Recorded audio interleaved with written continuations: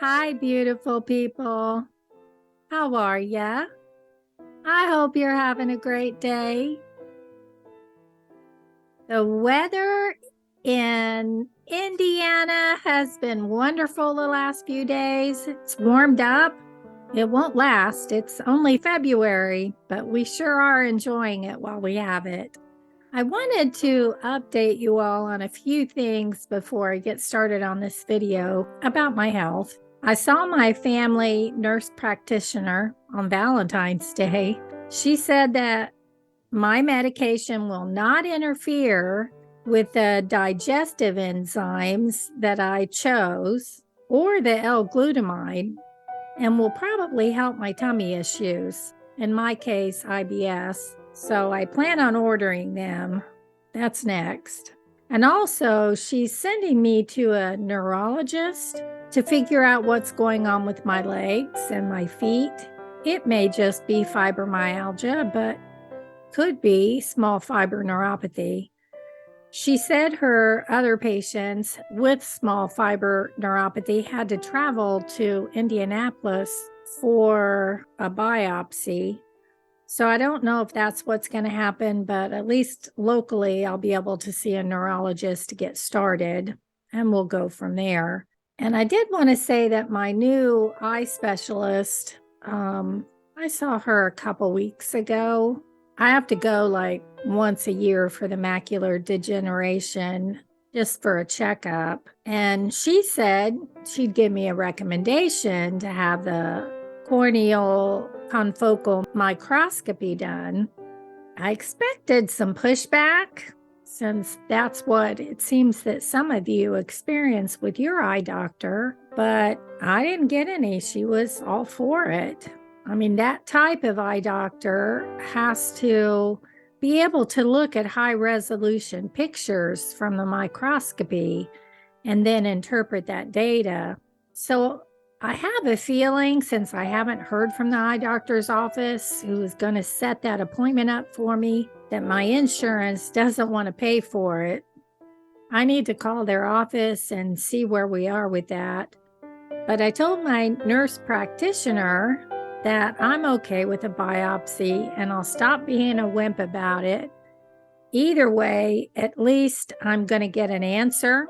And if I don't have it, I'll let it go. That's fine. I'll know what it is or isn't. And for those of you who would like to read a 2022 research article that you could also print and take to your eye doctor or doctor, I have put one down in the description section below for you to print.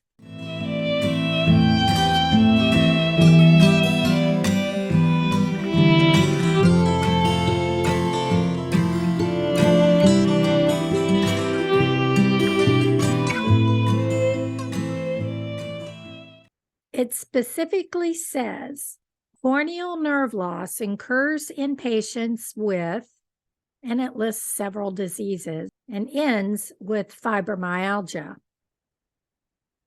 That's what I'm reading in the articles. Half of their patients with fibromyalgia showed small fiber pathology. I mean, these things are documented and real. So I just wanted to put that out there for you. Most importantly, find a doctor who will listen to you and cares about you. I refuse to see a doctor who doesn't care about me and doesn't listen to me. But the topic today is about L-Glutamine. And in order to explain L-Glutamine, I feel like I first need to discuss the difference between glutamine and L-Glutamine. Hang in there with me, okay? I've attempted to make this video as short as I can, but still help us understand the importance of this amino acid. This video will cover the benefits of L-Glutamine supplementation. So here we go. Glutamine is one of the main non-essential amino acids. It's abundant in the brain, and it's synthesized from glutamate and ammonia in the presence of glutamate enzyme. It's produced mainly in the muscles, and small amounts are released from the lungs and brain. Glutamine participates in forming proteins like all amino acids. It regulates the acid-base balance in kidneys and as an energy source after glucose. Ammonia is produced by cells throughout the body, but it's toxic to the brain. So glutamine is a non-toxic way of transporting ammonia in the blood. L-Glutamine is an isomer of glutamine amino acid. L-Glutamine is abundant in the body and made by the body, which in our diet can be sourced from these foods. Heat can destroy glutamine, so eating vegetables raw is apparently best, except for beans, peas, and lentils. Common foods that we may eat unless you don't eat meat, eggs, or dairy, but it's often taken as a supplement to boost immune cell activity in the gut. So these two are almost the same molecularly, but glutamine is an amino acid where L-glutamine is an isomer of glutamine and also an amino acid. And you've all probably heard of glutamate, which is a totally different amino acid. Glutamate is rarely used as a dietary supplement, but glutamate is synthesized into glutamine. People take L-glutamine for the beneficial aspects in helping leaky gut, irritable bowel syndrome, acne, eczema, fatigue, and other gut-related issues. In supplements, L-glutamine is used even if the term or the wording on the outside of the bottle says glutamine. So inside that product is actually L-glutamine. L-glutamine offers support for GI issues and muscle growth and recovery. It maintains healthy integrity of the intestinal tract and enhances the protective mucosal lining, especially during times of stress or increased metabolic demand, like a physical stress or trauma. It can be used up and depleted. High-intensity training, or in our case, very low-intensity movements, make it essential and needs to be obtained from foods or supplementation. It can provide support for muscle function and glycogen replenishment following exercise. And in our case, that might also be yoga. It makes up about 60% of the amino acid pool in our muscle tissue. And almost 90% of glutamine is produced in our muscles and can cross the blood-brain barrier. So it is often used to reduce the breakdown of muscle mass and exercise-induced soreness for recovery and performance.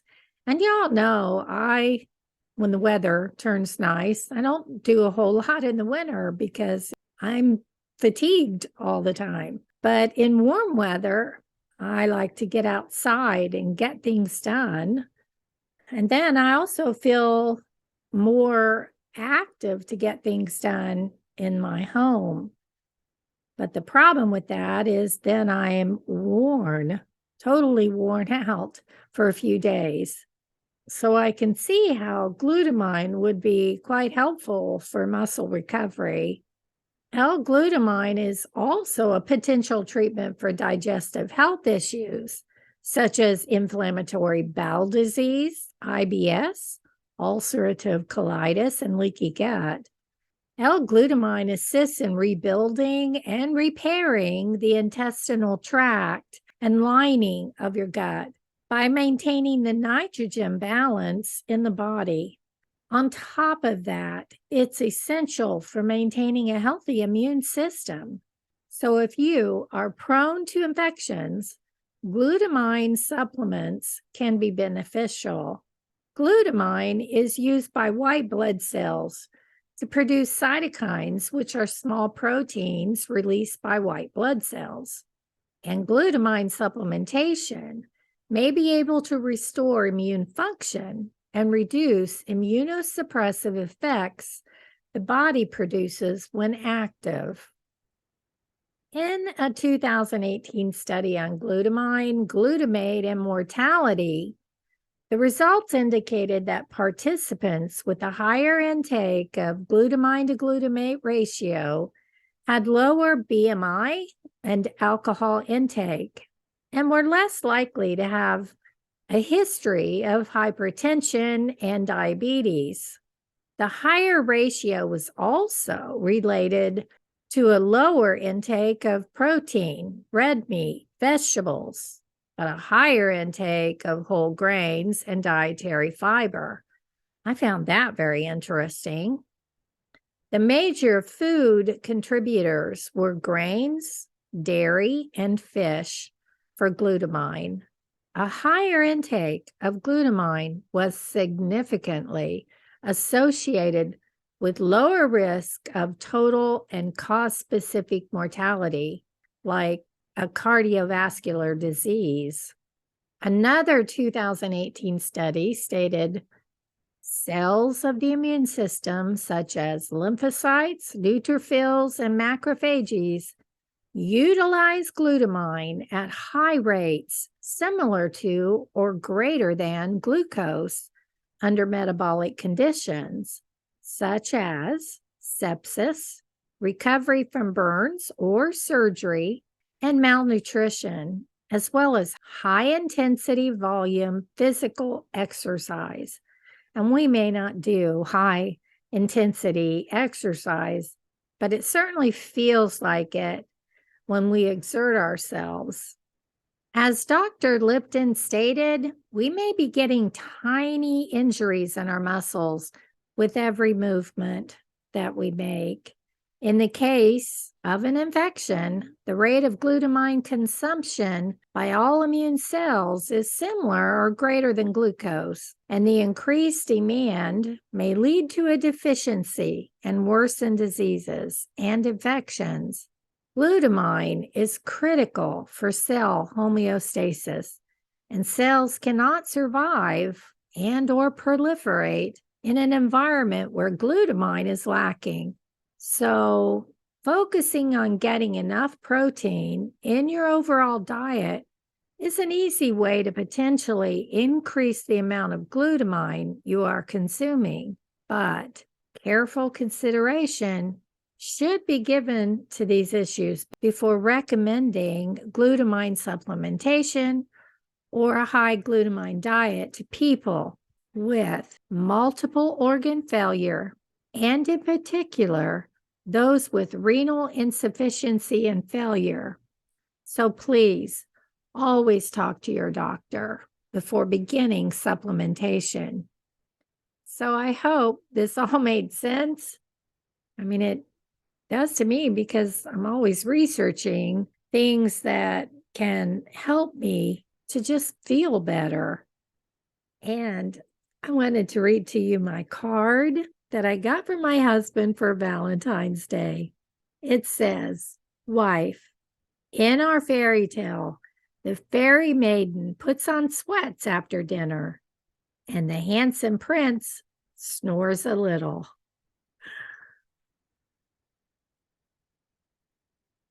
That made me chuckle. I send you gentle hugs and support. Love you.